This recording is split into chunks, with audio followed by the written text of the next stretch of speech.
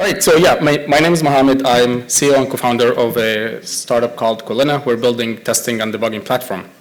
Now, I'm not going to be talking about Colina here. We're talking about our learnings from the process of building testing infrastructure for other teams. And then we have our product now is building testing platform. So in this chat, we will share our learnings on how to build rigorous testing infrastructure in our organizations and how that yields into building a culture of quality for our teams and systematic testing for our models. Quick intro, Zohaib did a great job in introducing me, so I'll just be brief here. So yeah, co-founder of Colina, author of Manning's book, Deep Learning for Vision Systems. Previously led AI teams at Amazon, Twilio, and Synapse was acquired by Palantir.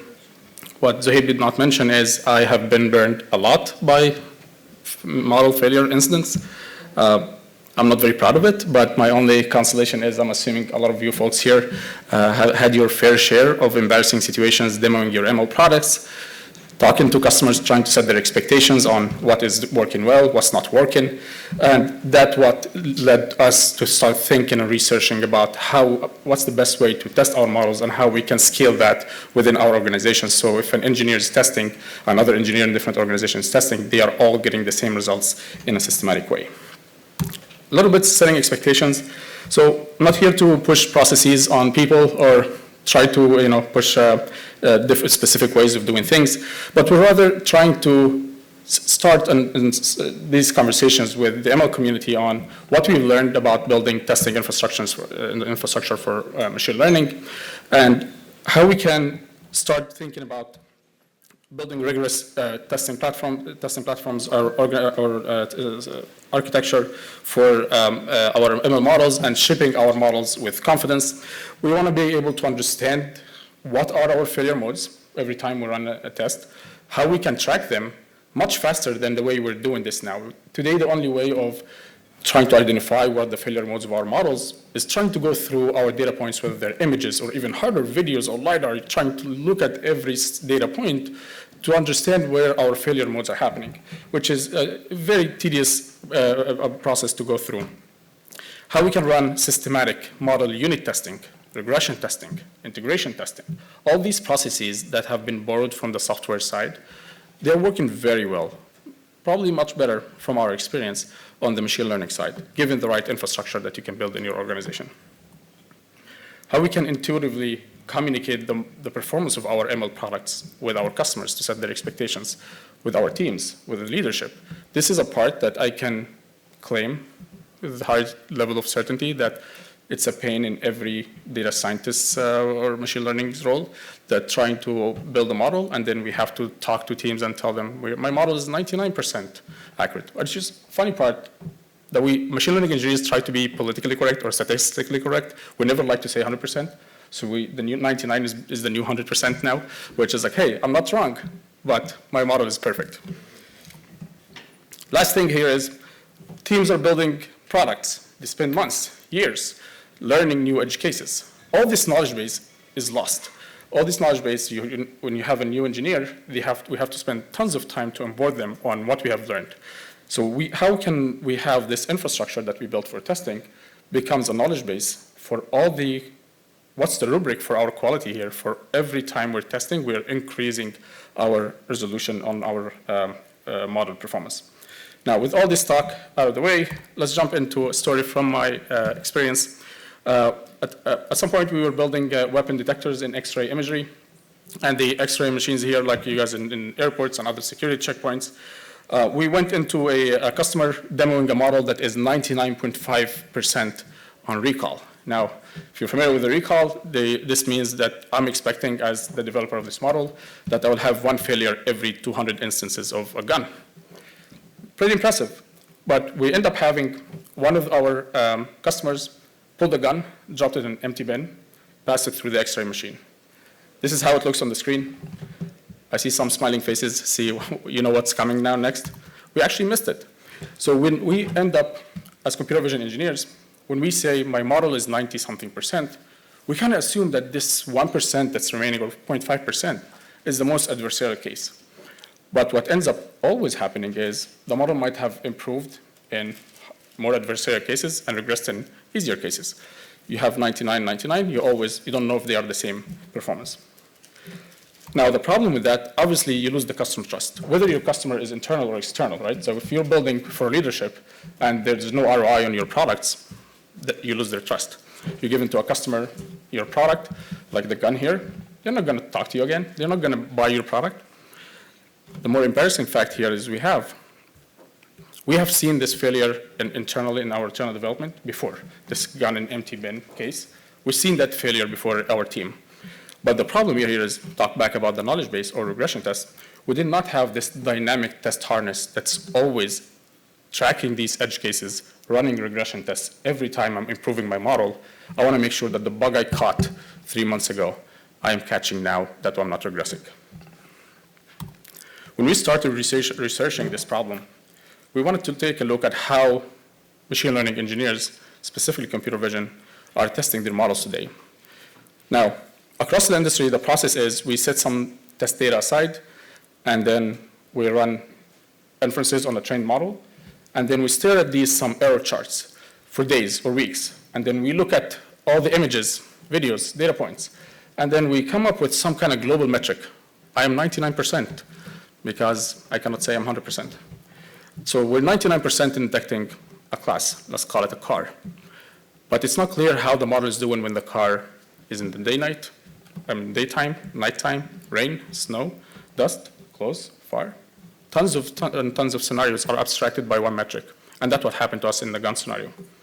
So we end up having to make big decisions. We end up having to make big decisions based on very low resolution results or visibility on how the model is performing. So what happened to us at the time, we went ahead with the V1 of the model, was performing 97% on recall for the gun, and improved to 99%. Now, the mistake we made is we deployed the V2 here. Why? Because this is all the information we have. I mean, at this point, we end up, it's not clear which model is doing better. And then, more importantly, what has improved? We went from 97 to 99%. Did we improve equally in the entire the scenarios that we can represent? What has improved? What has regressed? Which model should I deploy? Or more importantly, is my model now ready to be deployed? Like before 97, we probably were at 93. And then do we deploy now? No, 97. Do we deploy now? We don't know. 99. Do we deploy now? We saw what the 99 happened. So we started seeing a lot of these statistical metrics on the aggregate level don't describe anything really. It's just a percentage of your test data that we don't have much visibility on what this data look like. Last point on the slide, what's our test coverage look like? Isn't this what every time machine learning engineers, they get this question all the time? What have you tested on? Did you test on the data that we put from this site? Did we test on this? Hey, we added edge cases. Hey, remember we failed this? Did you test on that? What's the test coverage?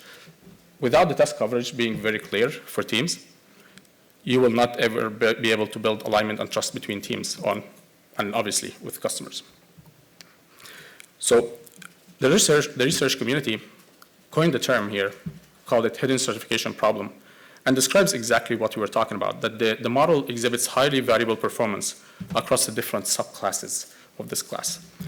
And they gave an example here. I can't point. My mouse is not working here, but they gave an example here in their paper that I cited down there of a chest X-ray detector of detecting cancer in chest X-ray imagery. And then you see the curve in the middle, the blue curve, that's the aggregate metric. Now, the aggregate metric is showing some decent performance of the model in detecting cancer. But when the researchers started diving deeper into the results, they found out that the results are being skewed by a very easy class, which is the orange curve right there. And that's the curve that the doctors have chest drains to mark that this patient has cancer. So the model was already cheating. But what actually mattered is that green curve, when the image doesn't have any chest drains, doesn't have any indication that this is a cancer patient, and it's performing very poor. So we end up, their conclusion is the models, that this aggregate metric that we've been relying on for the class does not describe the full picture. Now, the other thing is, if you rely on aggregate metrics, you will end up having to deal with models that are failing and regressing silently. Another problem with this, the way we manage our test data sets, same thing as we're looking at the class, we're not looking at them at a stratified level. You end up having misleading results if your data is not distributed right. I'm talking here specifically about test data. Test data doesn't get enough attention from us as data scientists. We end up having to arbitrarily split 70, 30, 80, 20, whatever. But in this example here, this model is not, I'm looking at the blue curve. The blue curve here is the distribution of the test set across these different scenarios from 1 to F and from A, B to F. And then you see that the subclass D, or scenario D, is not very well represented in our MyTest data. So while the model performance is very poor, which is the red curve in that scenario, your aggregate metric will show that 99%. So paying more attention to our test data is what we're focusing on here. And then the starting point is a paradigm shift from a way we live in now when we have a bulk of data that is labeled by the class, and usually it's arbitrarily split between trained test, into a world where we have a fine-grained, well-curated test cases, and which is called in software unit testing. So in the gun example here, instead of having some bunch of data, this is a gun, we want you to stratify that into different scenarios that you care about from your product perspective. Gun and empty bin, which is one we saw before, and then top view, front view, and so on. And then you keep growing your knowledge base based on that. So this low resolution results will turn into high resolution results when you're looking at the test case level, which is a subclass. So you notice here that V1 of the model, while performing on the aggregate level lower, has lower performance. But you notice that the gun empty bin was doing very well. I personally should have demoed that model. But you notice that the back view, front view, basic orientations of the gun, the model is performing very well. And then when we as a team try to improve the high occlusion, high blur levels of our the model performance, we did improve in the next iteration of the model, but we silently regressed in a very critical piece for our product, which is the gun empty bin. So as a decision maker or as product managers, I have much better visibility on which model is better for this kind of deployment if you're deploying into different sites or different applications. And as a machine learning engineer or a scientist, I know exactly what have regressed in my product, and I'm able to address these regressions one at a time. So back to paying more attention to test data sets. I believe that properly managing our test data is much more important than training data. Test data is, if you're building obviously a model, training data is just meant to train the model to generalize for this class or for this problem. So you don't need to represent every single scenario in your training data. That's actually counterintuitive of the concept of machine learning. You would just, that's what basic programming look like. But what you need to do is you gotta represent your test in every scenario that you're building for in your test data to test for how the model has the model generalized, and then if not, maybe one of the solutions is to represent it in the training data set. So we're looking at the test data. Since I don't have a pointer, so the top here, the ML engineers. ML engineers they use the test data obviously to guide their development, understand how the model improves. We all understand that part. But what we want to do is we want to loop in product managers or customer facing, the voice of customer into this process. They need to start encoding their requirements of the product into test cases or unit tests. Another thing is non-technical teams like biz dev, sales, external customers, they use this test data to communicate and set expectations on what this product does, where it's poor, what has it improved when you give a model, and then a few months after that you give another model. These questions always come up. So everything happens from the test data. So with that, how do we think about, or what are our thoughts on how we can manage the test data in a different way? So we're borrowing few concepts from software testing. Test case, test suites, nothing is new here. Now, test case is basically just a test scenario. It's a group of data points, image, video, whatever it is, that have the same characteristic that you want to test, whether it's a car, the day, at night, rain, snow. Actually, another example that, I don't know if I have time, another example that came to mind, because things are not always as straightforward as day, night, and so on. The rotation of the bounding box, the aspect ratio of the bounding box, the size of the bounding box, all these are scenarios, believe it or not. Now, we want you to start thinking about the test data, break it down into test cases, and then group them into test suites. A suite is just a group of test cases, and that makes it easier to manage in our heads. So that benchmark data set on the side will be test cases, scenario A, B, C, and so on. And then test suites. Test suite can be and should be a regression suite. You have a regression suite, and you can have a suite that's, hey, every time you deploy in this location, run these tests. Every time you update the model, run these tests. Teams have different ways of grouping the data as test cases and test suites.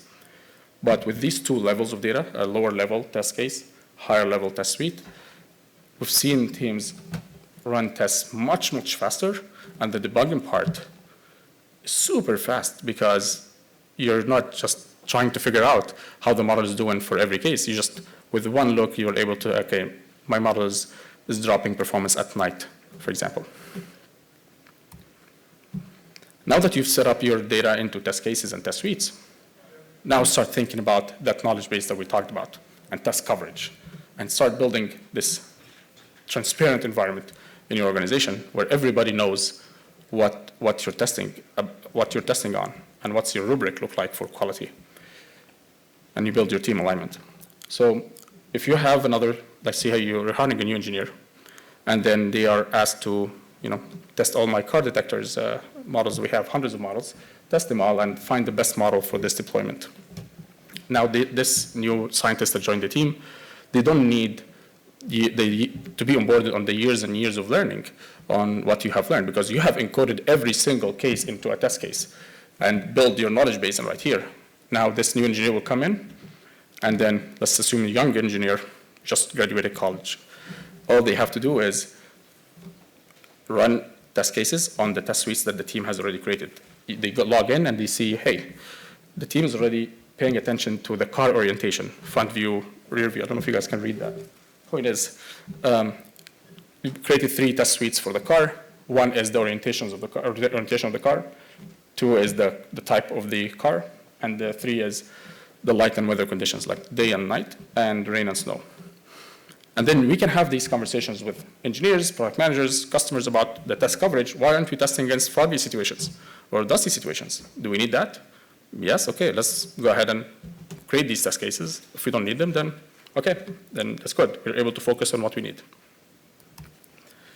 The cherry on top here is once you have these test cases, you're able to create these behavior report cards where you're able to communicate to non-technical teams or even technical teams the behavior, the expected behavior from your product, even more delightful for customers when you give them an update and you told them, I improved in these scenarios that you were complaining about. But now you can assign these qualitative metrics to your test cases into, here's the metric I care about, F1 score. I will have good, very good, excellent, and so on. And then I will see that scenario A, D, and E are doing excellent. Scenario B is doing very good. Might be very good, but it has regressed because you see a red button down there or a red arrow. So you get to have more intuitive report cards to manage the performance of your models. Now, regression tests, we've been talking about it for some time, but now we have built the process and infrastructure for that. Now, identifying regressions is not going to be a hard task at this point, and being able to make sure that we do not silently drop in a slice of the performance in our model. Knowledge base, we talked about it as well.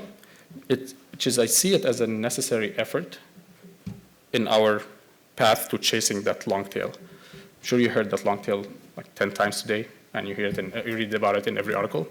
But again, this is the nature of machine learning, is we don't know what's out there, and it never ends. And the only way to chase that is by building this knowledge base. And then support your team with the right infrastructure so that you don't end up being like the person playing whack-a-mole.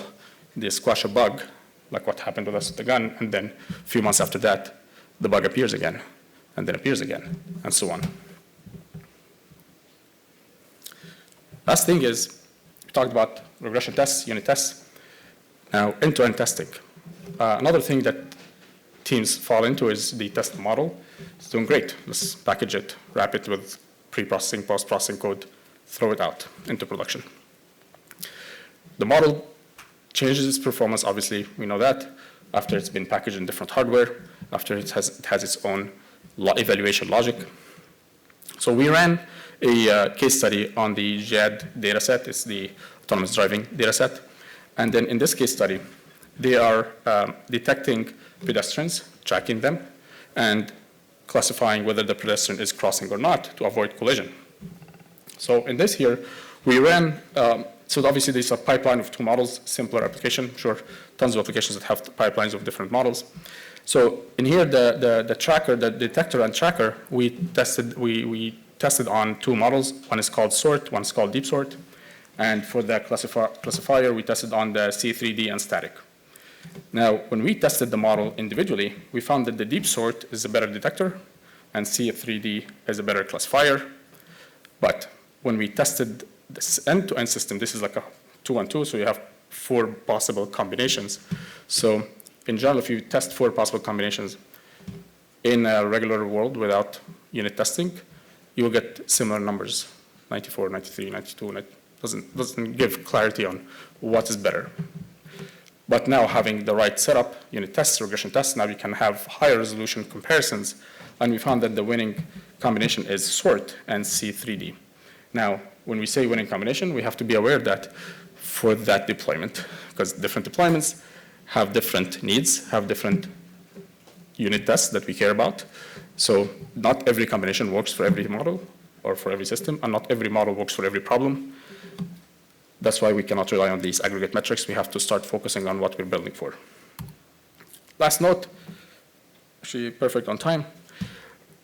I totally understand that building a rigorous process like this is very hard, and setting up these processes is very hard.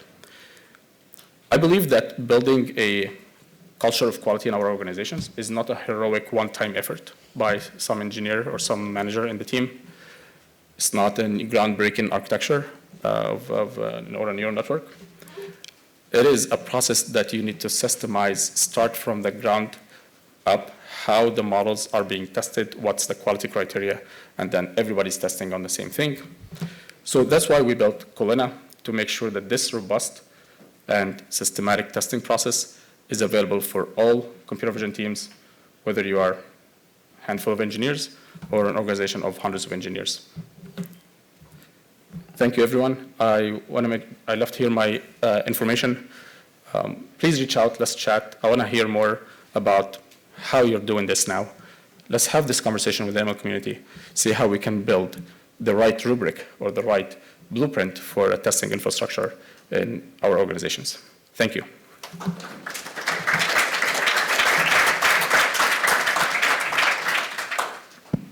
Thank you, Mohammed. So we have time for one question, and then we can go for a break. I see right there.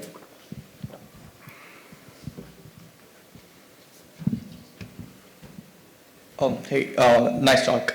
Thank you for that. I'm Danesh. I'm a computer vision engineer at a mid-device manufacturing company. And my question regarding your slide was, you talked about these multiple scenarios that you were testing. Some were critical, some were low priority and all that. And I think, yeah, this one.